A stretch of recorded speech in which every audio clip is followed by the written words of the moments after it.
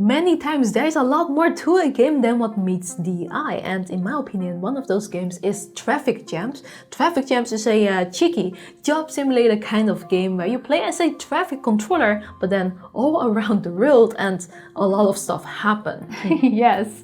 Hi everyone, Kes and Cherry here, and we visit the developer today. Because Little Chicken Game Company is the studio behind Traffic Jams, and they are located right here in the Netherlands. So Kes and I are going there to ask them about the game, how they got the unique concept and the design.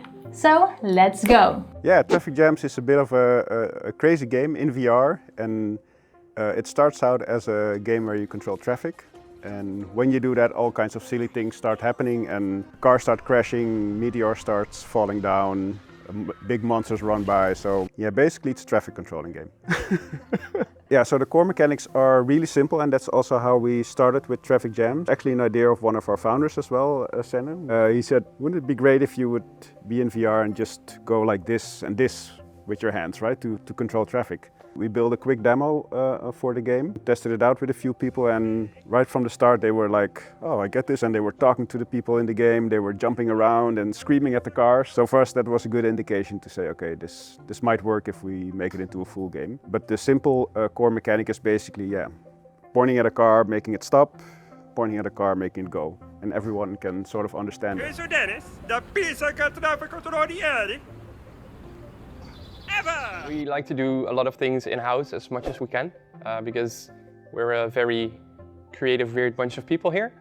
And this means that when we need something like voice acting, we just look around and see if anyone is up for the task. And I tried for the voice of Dennis, actually the main character besides yourself, of course. We try to take a lot of little character traits from dislikable people and put him into one, and trying to make him really annoying in a sense that he always tries to one-up you and be like the best, and he's really extravagant and out there. This is it's a funny, cute style, and I like other games with funny, cute styles as well. So it's just playing all those games and see what hits the mark, so to say, and.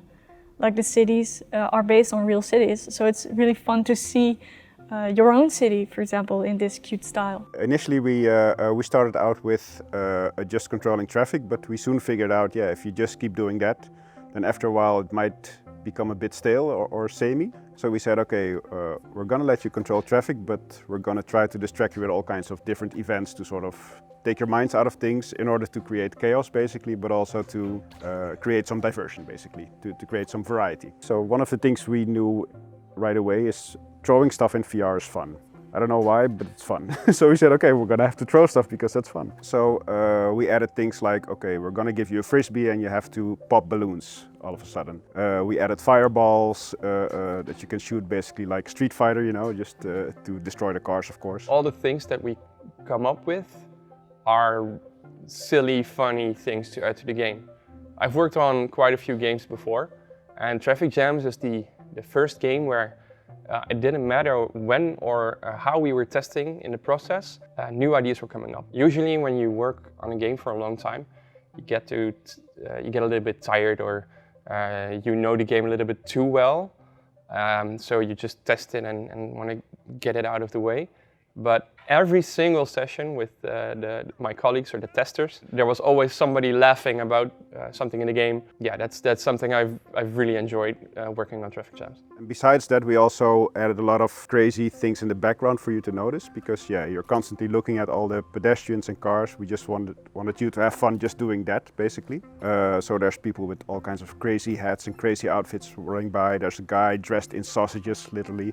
A guy with a pizza hat, all kinds of crazy things. Basically, whatever we could come up with, we just put in there that we thought was fun. We have a total of 5 cities, and each city, you can visit each city at a different time of day, basically. So we have Gouda, we have Amsterdam, 2 Dutch cities, basically, because we're from the Netherlands. And then we also went for some, let's say, famous cities, because we thought it would be nice if people would sort of recognize the setting that they were in from real life. So we added Paris, we added New York and Tokyo. But yeah, you basically travel around the world and have to fix traffic everywhere. So we start with a street view of the city, and I make sketches in the style of the different buildings next to each other. And usually you see quite fast what city it is.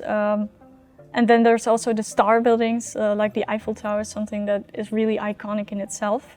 The first thing you think about when you think about Paris. And next to that, because it's VR, you want to have like these really impressive scenes because you're so immersed.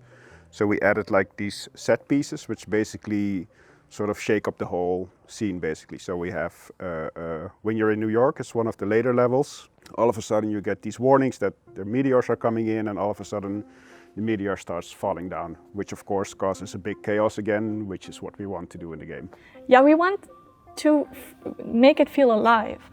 So it's more than just a game. If you look around, there's life. It's as if they live there.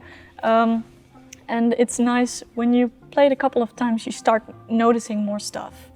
And it actually never stops. There's always this tiny little detail somewhere. Especially in the New York scene in Times Square. You have a lot of screens showing different ads. So you dive into that world and what movies would they watch or what products would they buy. Make it convincing in this world, and all of the ads are funny jokes. So we have Vegan Bob and he's a butcher. And we have funny cheese commercials because we are Dutch, of course. Yeah, that was really fun because it's just brainstorming about making jokes, basically. The people at Vertical mentioned it would be really great if you would have a mode in there to bring people together, because it's such a title with such a broad appeal, right? It could appeal to everyone in the family because of the look and because of the setting. We immediately somehow bumped into the idea of, okay, if there's someone in VR, we want to connect them with people outside of VR in a way. And we know it's hard to do that with giving everyone VR helmets, because usually in a household there's not 5 VR helmets, right?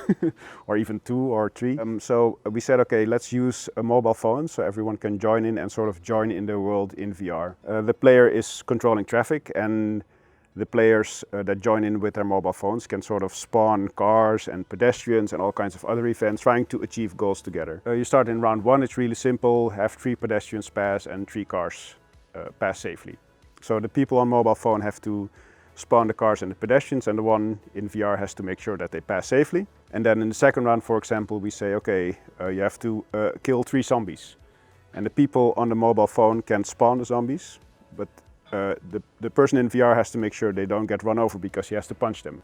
So we really used all the mechanics that we have in the game and use that basically to build up the difficulty level. So you have to work together, and that sort of also ignited the communication between the people. And that's, I think, where the most fun happens if you look at multiplayer. If people start talking together and start saying, hey, I need this or do that, no, you're doing that wrong, and that's what we wanted to have in the game. I could be playing this at home in my VR, and if I share my screen through Discord, anyone from all over the world could join in through their mobile phone.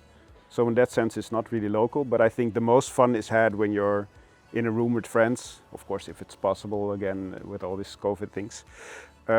If you would be in the same room together, because then you would have like, yeah, this interaction that makes it fun. I've been pestering a lot of colleagues with going into meetings, being like, oh hey, and talking like that for a little bit. And I'm hoping that this character will land with the player and be as annoying and as well as likable as we tried to make him. Yeah, well, developing, we had a lot of crazy ideas.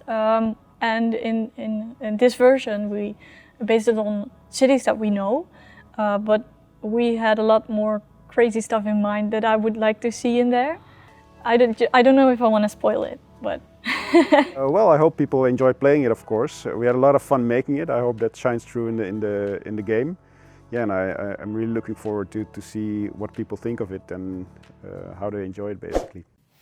All right, welcome back. Wow, I thought that was pretty fun to listen to the devs talk about the game. You can see the passion that they have for this game.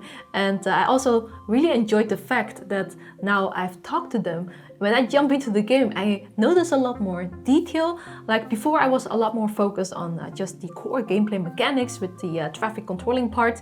But now I take my time to look around, and then I see more stuff. For example, in the Tokyo map, I now look at those invented ads, and I'm like, oh yeah, that's really, really funny. I really enjoyed that I know the background story now. I enjoyed that. Aww. And I also hope you liked watching the video as well. And a big thanks to Little Chicken Game Studio and Vertigo Games for inviting us over. And for now, we would say good luck controlling that traffic, everybody. Good luck.